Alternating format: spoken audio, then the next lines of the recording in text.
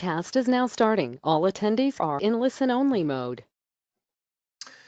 Good morning, everybody. Thank you for joining us here today on our session entitled What's New in Moodle 3.8. We're right at the top of the hour. There are a lot of folks still joining. I see the number dinging up virtually every second. So we're going to take just one more minute for people to continue to join, and then we will jump right into our session today. So please hang with us here for a moment, and we will get started imminently.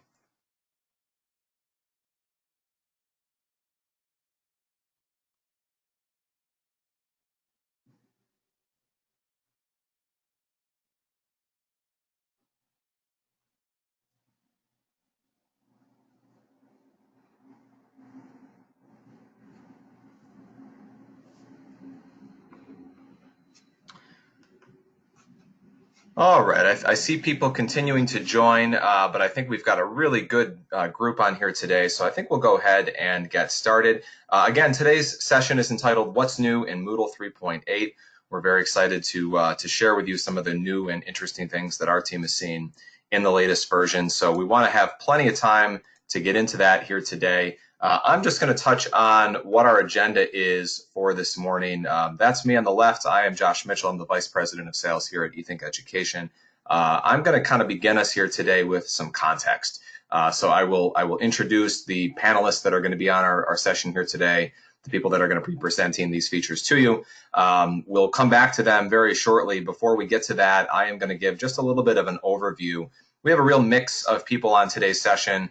Many of our current clients are here, but many of you as well that may not be utilizing eThink. Maybe you're self-hosting Moodle or you're using another Moodle provider. So we're going to give a little bit of a context point about what it is we do, who we are here at eThink, before we get into the main topic, which is what's new in Moodle 3.8. We do plan to leave plenty of time at the end for questions. To that end, you can submit questions throughout anytime you have them. There is a questions pane here in GoToWebinar. Please use that. You can see there's also a chat. Don't use the chat. We really don't keep an eye on that. You can submit your questions anytime you have them in the questions pane. We may be able to answer some of them as we go. Otherwise, we will circle back at the end and ask and answer as many of those questions as we can. We are also recording today's session, so we will share this with everybody after the fact. So thanks for being here, and with that, we'll jump right in.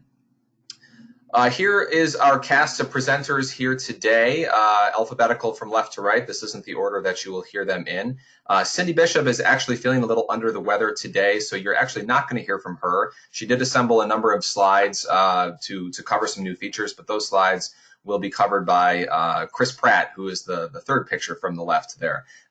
First up, you're going to actually hear from Vanessa Royce. She's going to sort of facilitate the transition between our presenters here. So when I finish my portion, I will be introducing Vanessa. She from there will be turning it over to Daniel Heffley, who will be presenting a number of new features, and then from there to Chris Pratt to cover his portion as well as Cindy. So that's the team that you're going to hear from here this morning. I think we may even have some folks on this line who are using other LMSs. So we're going to start really at the top here, very briefly, I promise briefly, about what Moodle is all about.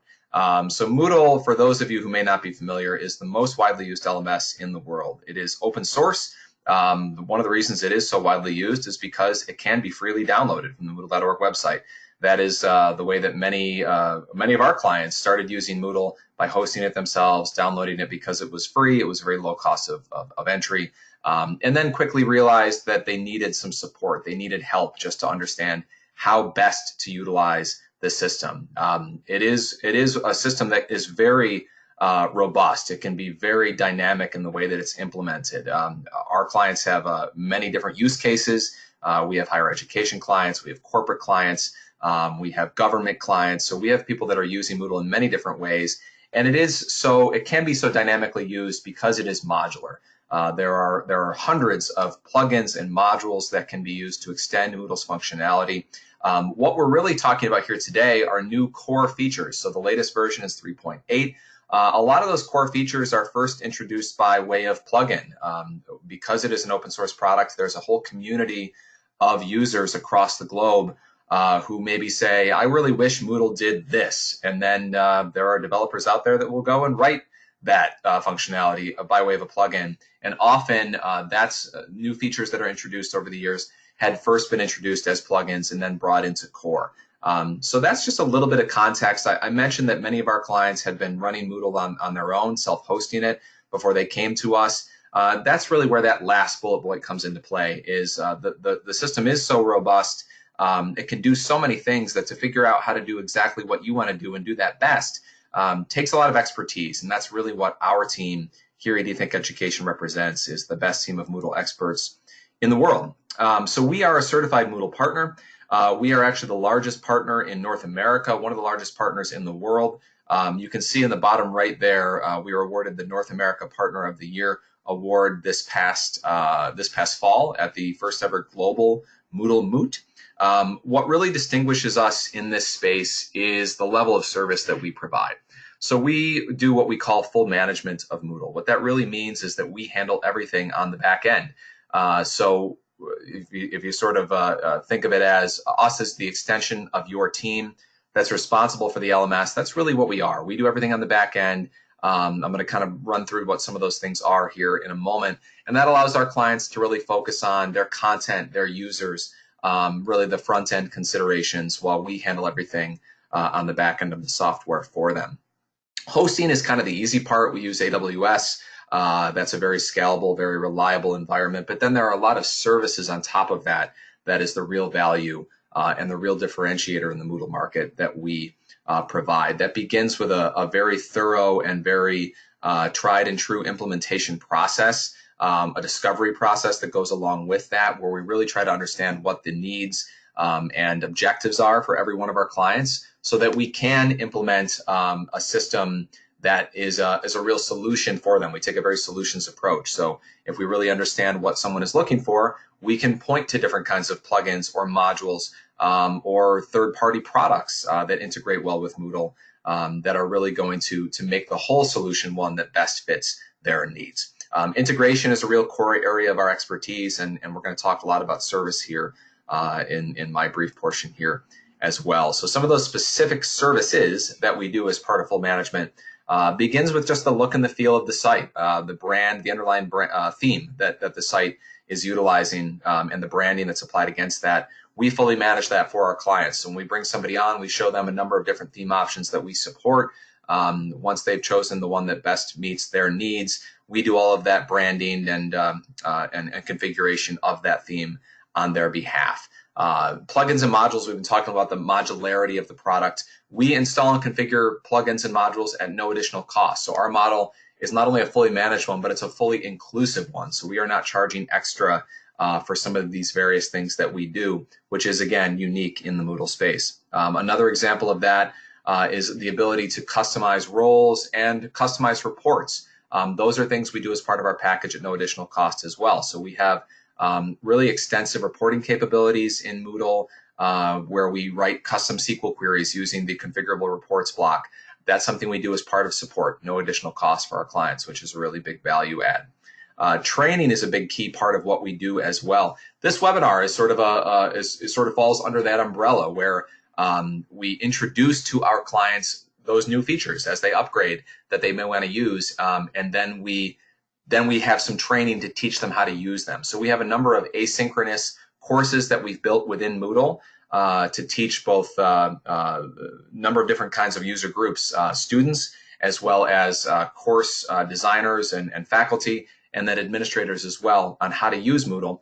And every time that someone upgrades, we provision to them the newest versions of those courses. So as 3.8 is being adopted by our clients, we are updating those training courses so that some of the features you're going to see today, we call those out in our training courses. There's a little icon that we drop in those to indicate that something is new. So that's all part of the training that we do. We also do a lot of in-person and web facilitated instructor-led training with clients, especially new clients, to teach them some of the things they need to know about how to best use the system. So that's a big part of what we do as well, is helping them be successful by making sure they know what they're doing. Integration is a real key part of what we do for our higher education clients or for higher education prospective clients that are on this call. We basically have an agnostic approach to integration where we can integrate in real time in most cases in a fully automated way with just about any student information system. For our corporate clients, we've had many new HRIS or ERP systems or other kinds of systems that the same is true. We've been able to apply the same set of approaches or principles to integration to both push and pull data to and from Moodle with a variety of different systems. So that's just an area of expertise that we have that is very unique, and that really helps to automate a lot of processes for our clients. And then superior customer service. This is really the core of what we do day to day. Is customers have either issues that come up or questions that come up, and they submit tickets, and our team is exceptionally responsive in replying to those. Our average time to responding to support tickets is consistently under an hour, month after month after month. I think the latest statistic I saw was 41 minutes on average, and that is despite a very high growth trajectory that we've been on here, where the number of clients keeps going up, but our average first response time continues to go down. So that really is what we hang our hat on. We've been in this business now for over 12 years. We have a 99% retention rate over that period. So clients have been coming to us from having self-hosted, from other Moodle providers, and then they stay with us for the quality of service that we provide them. Just to give you some flavor to that, here are some quotes. If you follow our Twitter feed, we have the hashtag #ethinklove, as you see at the top there. We post real client quotes as they come in, people that either email us something or they maybe say something verbally or in a ticket, and we grab some of those really good quotes. We hashtag #ethinklove them on Twitter, and then I grab some and throw them in a slide deck like this, just to give you some color to that unique service-heavy approach that I have been talking about. The folks that are on the call here today are on the front lines responding to those tickets day to day. So for those of you who are our clients, you probably recognize some of those names, and we're really excited to give them voice on today's call to introduce you to some of those new features. I'm actually going to gloss over this one. I already talked a little bit about integration. These are just some of the bullet points that represent some of the features of our integrations. But in the interest of getting into the meat of what we're doing today, I'm going to fly through this and get right into our topic. So here is one of the first features that we're going to talk about, and to introduce I think our first presenter, which is Daniel Heffley. I'm first going to introduce Vanessa Royce to say a few words and facilitate this next portion. So Vanessa, it's all yours. Gosh, what a great transition. That last slide is one of my favorites. I have to say, it does not ever get old to see that. All the love expressed for the hard work that goes into not only these webinars, but our daily work with our Moodle clients. So I'm Vanessa Royce, training coordinator and client care analyst here at eThink, and I have honestly the privilege of joining you all here, our attendees, to listen to the hard work that Daniel, Chris, and Cindy have put into today's webinar. So Daniel, I'll go ahead and kick it on over to you for letting us know what's new with the dashboard in 3.8. All right, well, thank you, Vanessa. Well, as was mentioned earlier, I'm a client care analyst and also a technical analyst here at eThink with well over 10 years experience with Moodle, and I am very happy to be here. So today I'm going to talk to you about the improvements made to the dashboard and also the question bank. So let's get started with the dashboard. If you're familiar with the dashboard, and if you're familiar with Moodle, you already know that the dashboard is the most efficient way to display courses, activities, and deadlines. In Moodle 3.8, some exciting new features have been added to the dashboard. So let's get into it. Here's a broad overview of the new dashboard. Like you see here, it includes a course overview block, a recently accessed courses block, a timeline block, and may also include additional blocks like the upcoming events block you see here on the bottom right.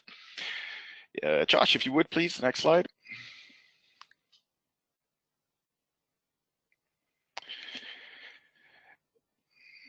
So as I mentioned, on the dashboard, you'll have a course overview block.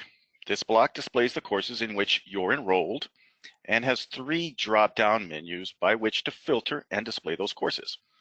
On the left, there is the option to filter courses by all except remove from view, of which I'll get into a little bit more later, courses that are in progress, future and past courses, as well as starred and courses that have been removed from view.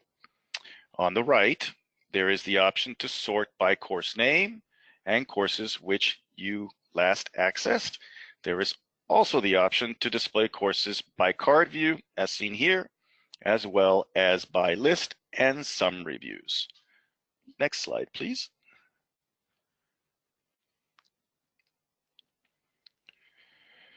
So now let's return to the first filter option we discussed on the previous slide and focus on the in progress, future, and past filters.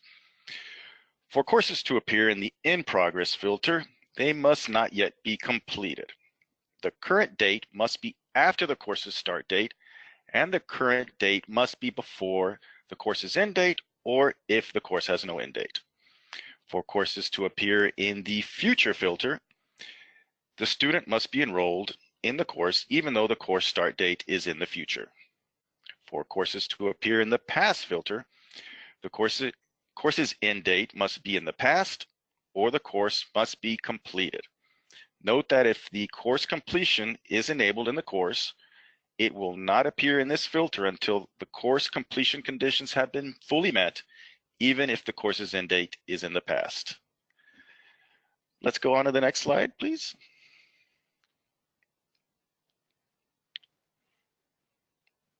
So now I'll talk a little bit about starred and hidden courses.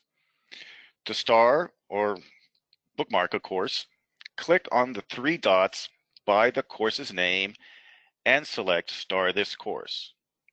To hide a course, or rather in the new lingo, remove it from view, you may click Remove from View. Courses may then be filtered by starred or courses removed from view. Alternatively, for starred courses, the starred courses block may be added to the dashboard. This is optional.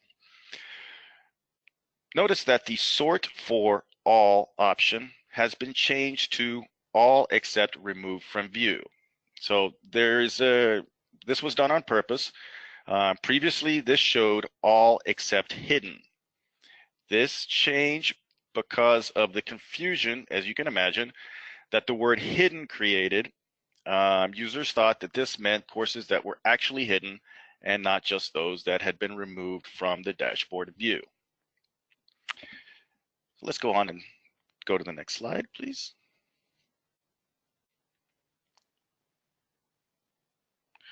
All right, so this is an exciting new feature now with 3.8. Also new is you'll find there is a new option to specify which courses may be filtered in a search. This now includes the option to filter by course custom fields, if at least one custom field is in use. In this example, there is a course custom field called Course Style, which allows the user to filter by traditional and online course styles. To use course custom fields, it must be enabled on your site and the fields created and populated in the courses. All right, let's go ahead and move on. Thank you, Josh. So at this point, I'd like to draw your attention to some of the administrative settings that can be modified to change the display and filter options on the dashboard. There is now the ability to opt to display course categories, as well as specifying which layouts are available to users. So you can choose between card, list, or summary views, all three, or one, or just one. There is also the ability to choose which filters are available for selection by users. An administrator can remove the filters we saw earlier, such as all except removed from view, in progress, past, future, starred, and removed from view options, as well as custom course fields. So you can tailor this pretty much just like you want it. Josh, if you will. There is also a new administrative setting that allows for administrators to modify course card colors on the course overview block. This is what you see highlighted in red there. This is nice if it's important for your organization to use colors that match your logo, website look and feel, or marketing materials. So while it doesn't necessarily change the pattern that you see there, the patterns are random, but you can modify the colors that appear in those tiles. All right, moving on. In addition to the course overview block, there is a recently accessed courses block. This block is displayed by default, but can be removed if desired, which displays the courses which an enrolled user has most recently accessed. The block may be positioned in the center as you see here, or to one side. If more than 3 courses have been recently accessed, users can scroll through them using the scroll buttons you see on the right side. Okay, let's go on and now let's talk a little bit about the timeline block. And this is a very exciting new feature. So the timeline was formerly found in the course overview block, in the course overview section, as a tab. It was displayed as a tab, but has now been moved and is its own block. This block displays a list of all completed, pending, and overdue course activities. Like the course overview block, activities in this block may be filtered and sorted. Okay, next, please. Okay, so activities in the timeline block may be filtered in a number of ways. Activities may be filtered as overdue or by due date. As you can see there, they can be filtered through the next 7 days, next 30 days, 3 months, and up to 6 months. They may also be sorted by date or by course, as seen on the right side. So that's it for the new dashboard features in Moodle 3.8. But before I go, I'd like to briefly talk to you about how Moodle developers have also improved quiz creation and management. And with that, Josh, would you move to the next slide? All right, perfect.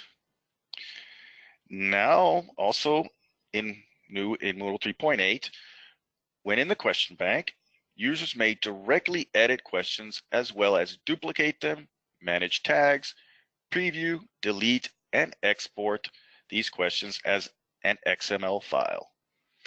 Lastly, question ID numbers and tags are now displayed in the list, which makes it easier and more efficient to organize your questions.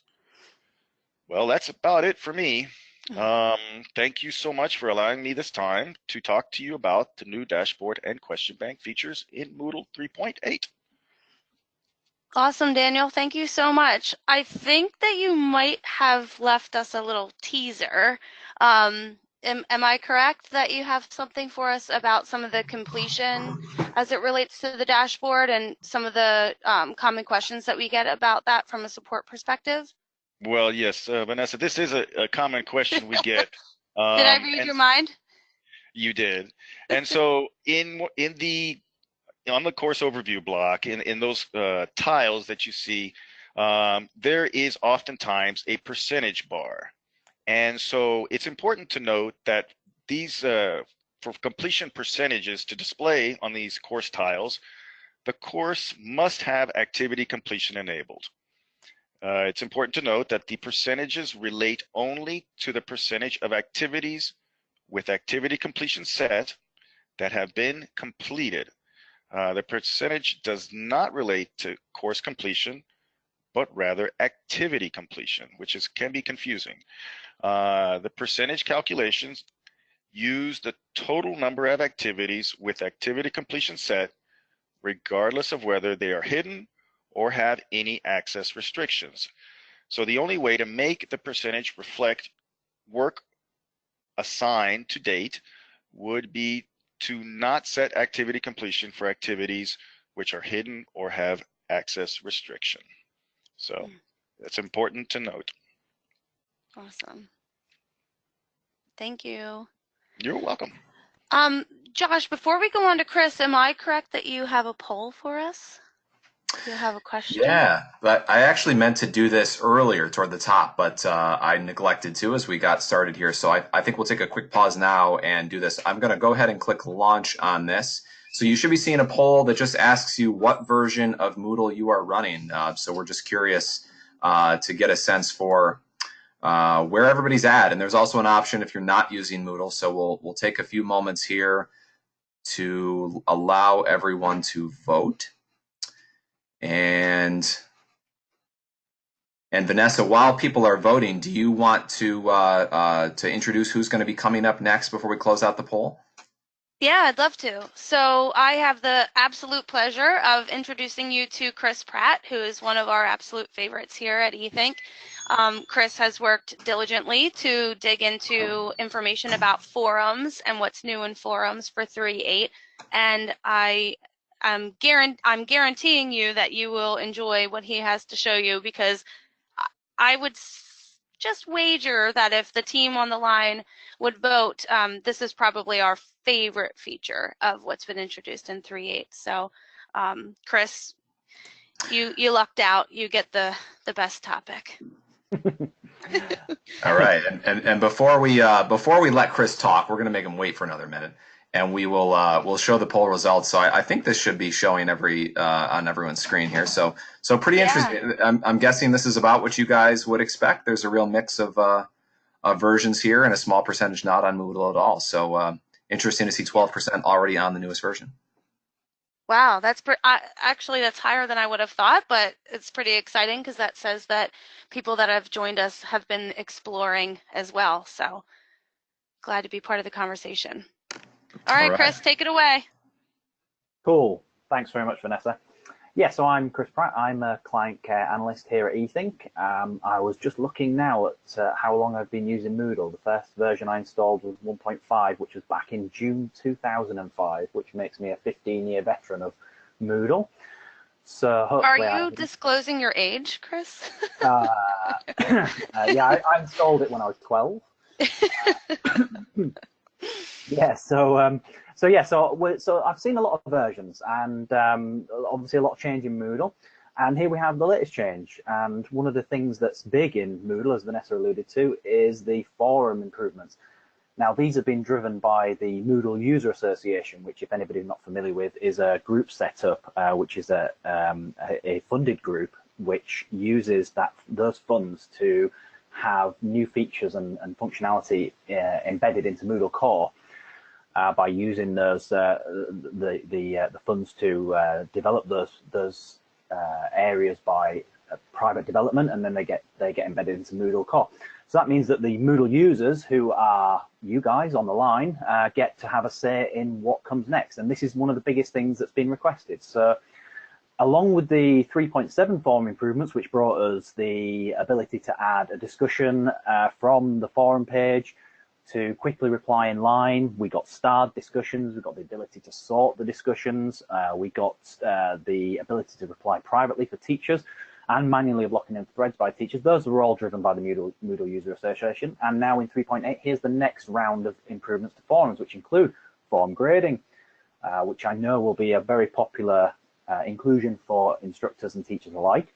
There's a forum summary report, and being a bit of a data nerd myself, I was very excited to see this, where you can now export forum posts, and there's now a new experimental nested view for looking at forums in line. So if you just move to the next slide, please. So here we have grading. So the forum view looks a little bit different now. We've got when grading is turned on for a forum, you've got the gray button at the top, which says grade users. And if we click that, next slide, please. This is what you'll see, which is kind of like the assignment grading screen, which you're probably familiar with. So you've got the content on the left, which you're grading, in this case, a forum post. And on the right, we have a panel that slides in and out using the toolbar buttons at the top, so you get a full screen view if you want.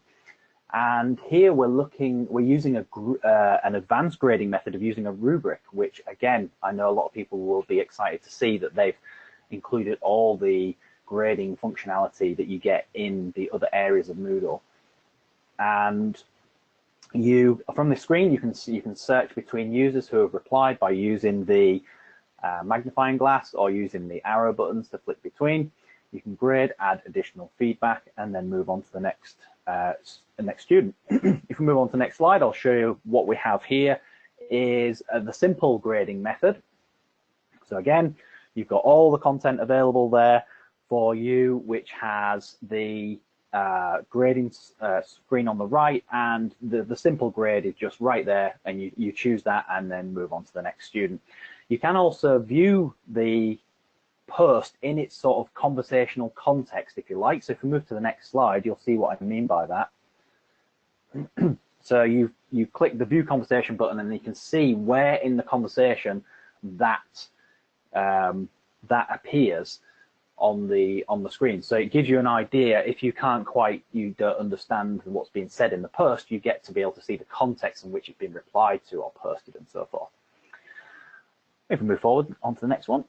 And there you go. So there it is, viewed in context. So you can see the original post, the reply, and then the further reply. Next slide, please.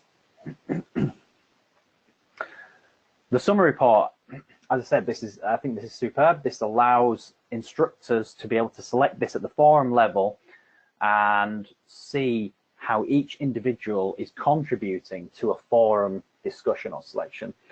You've got a variety of metrics there, so I'm not going to read them out, but some of the highlighted ones, things like word count, character count, most recent post, those will be things I expect instructors to be more excited about and be able to see how well a student is interacting with the rest of their peers on that course.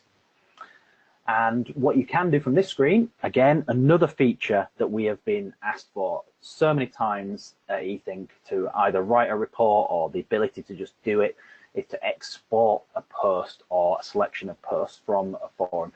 You have been able to do portfolios for similar things, but it's not been at this level. So if you click that export button, you'll see the next screen.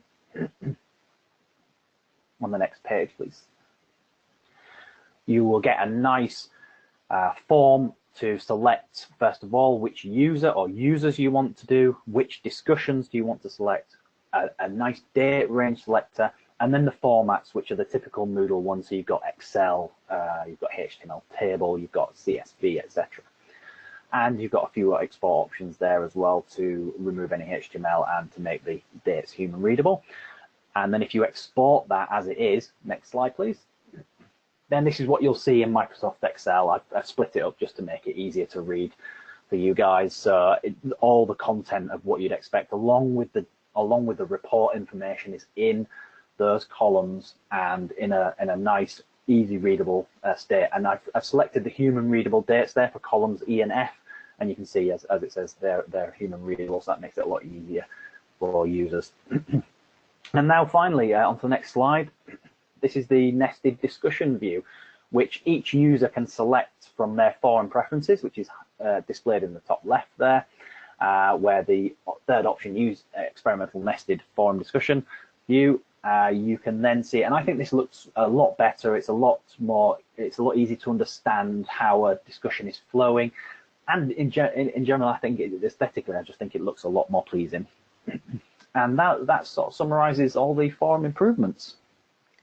Chris, the way that you ended that in terms of just the display there, I wanted to mention to you when you were talking about viewing the conversation like as it was actually done in person or in the moment.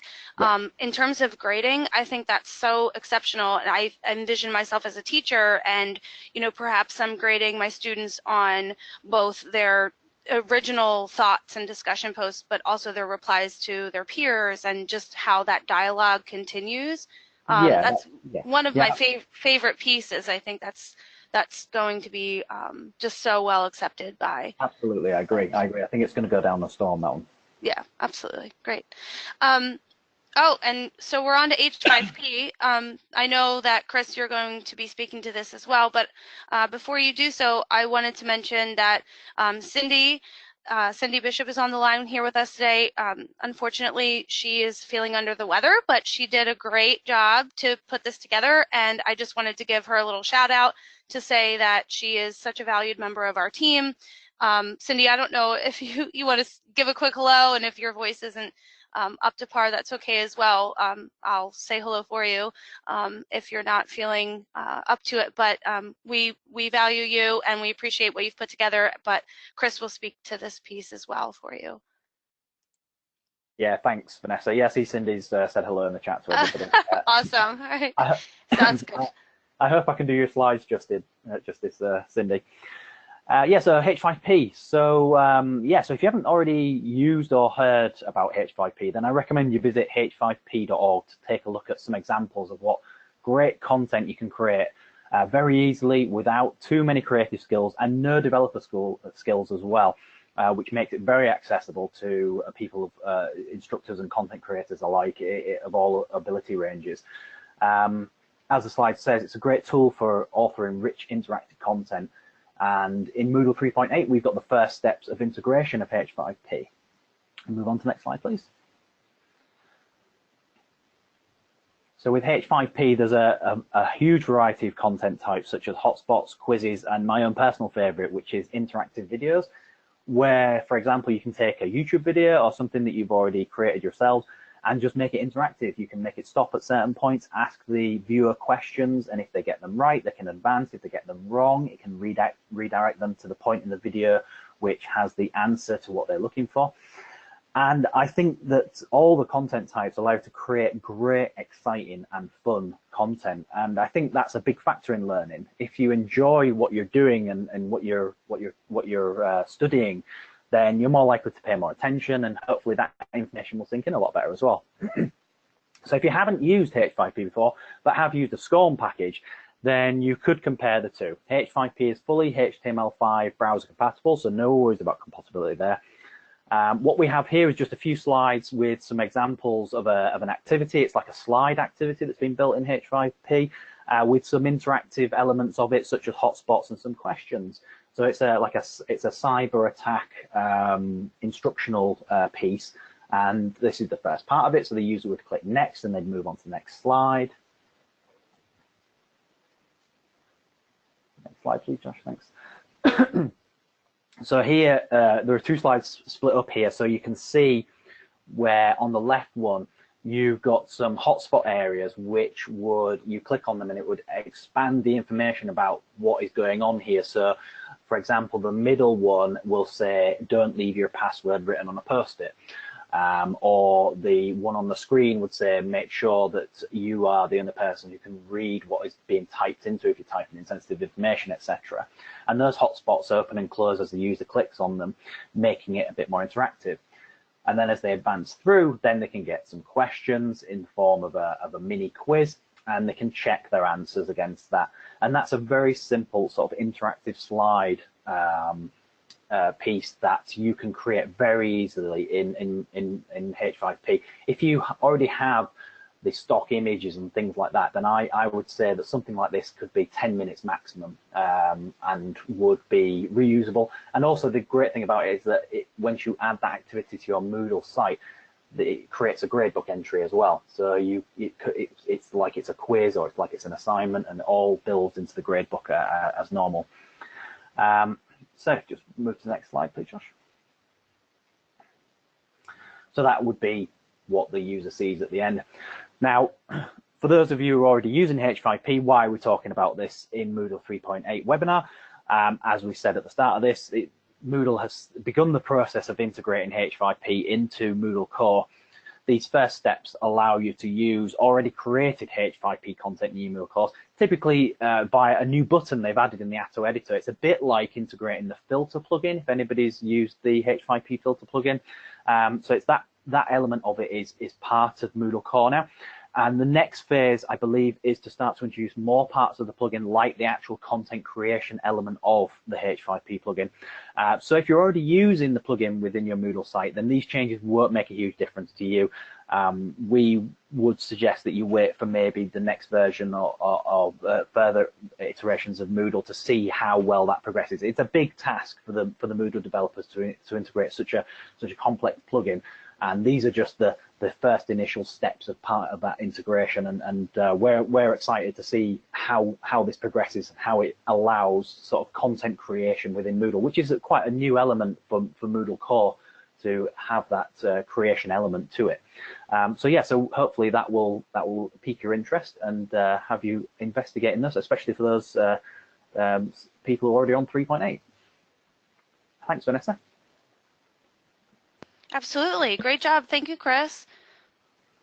Thank you.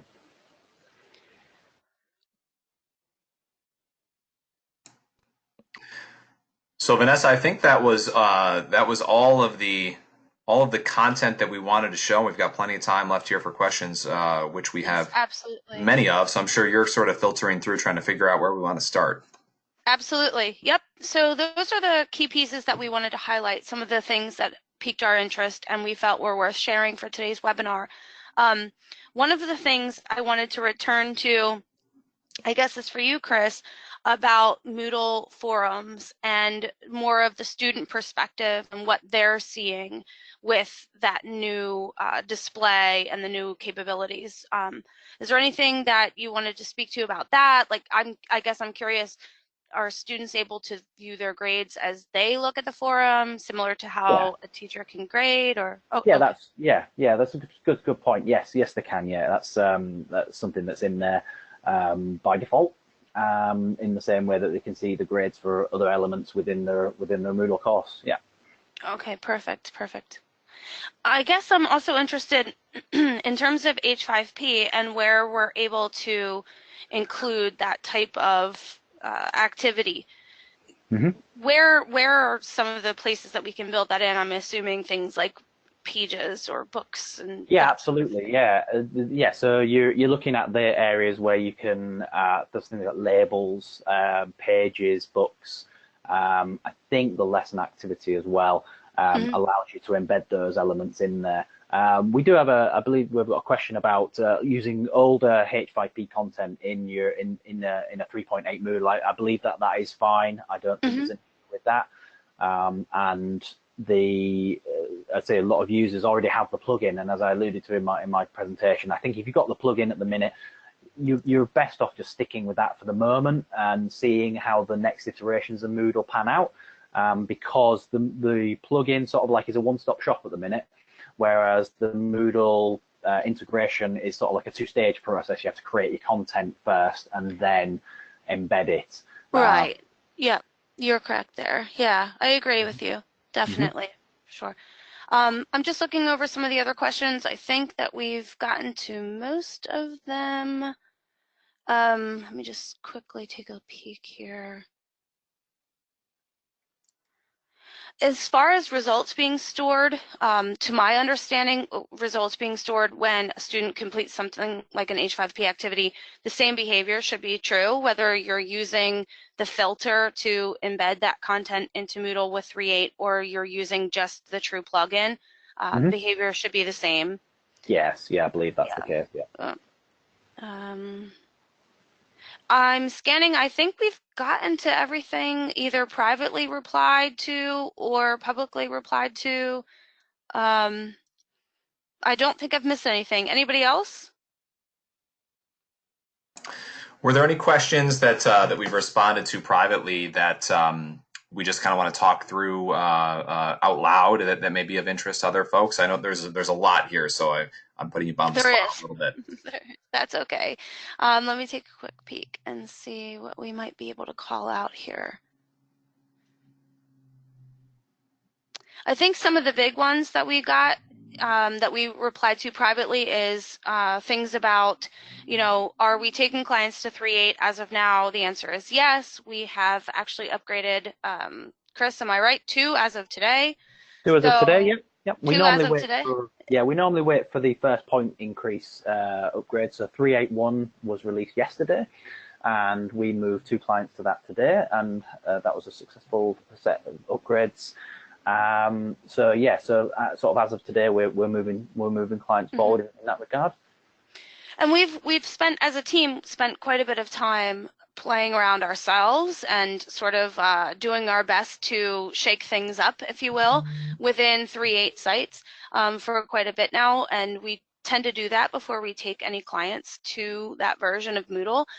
We want to be sure that we know our stuff before, we're encouraging anybody to go forward themselves. So in terms of presentation for today's webinar, that's how we've sort of learned what these features can do.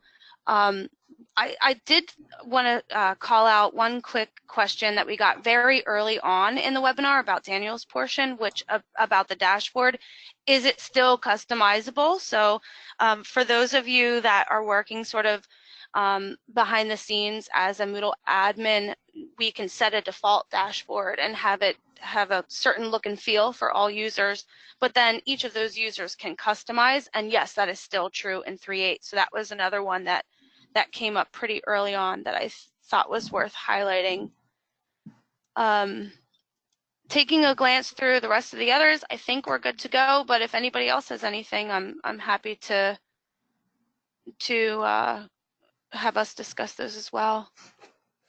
And I think it's fair to say, we do have a fair number of clients on today's call, and if clients have any questions about what we've talked about today, or specific to your site and what when it makes sense to upgrade or what that looks like, just put in a ticket as you usually would, and the team will follow up with you. So if we didn't get to your question here today, we apologize. There was a lot to sort of work through here. My number and my email address are here on the screen. So if you're not a client and you have questions, or you want to dig more deeply into this, or you want to see a demo, I think I saw a question about Moodle Workplace, for example, which is a new product that we are implementing for some clients and doing a lot of demos for.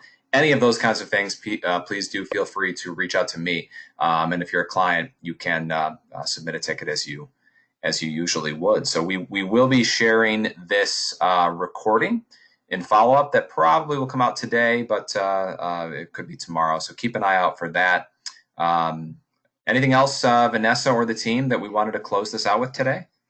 I just want to say thank you. Thank you so much for having us. Thank you for joining us. Thank you to Chris, Cindy, Daniel for all of your hard work on this. We're all excited about 3.8, so bring on the Moodle. All right. Yeah. Thank you. Thank you, team. You guys did a terrific job, covered a lot of ground here today. So hope this was a useful session for everyone. Thank you so much for joining us. We will look forward to the next one of these. What's new in 3.9 coming sometime in August or September is usually when we time those things. So keep an eye out for that. It's 6 months down the line, and feel free to reach out if you have questions in the meantime, and hope everybody has a great rest of your day. Thanks, everyone. We're going to close this out. Have a great day. Bye-bye.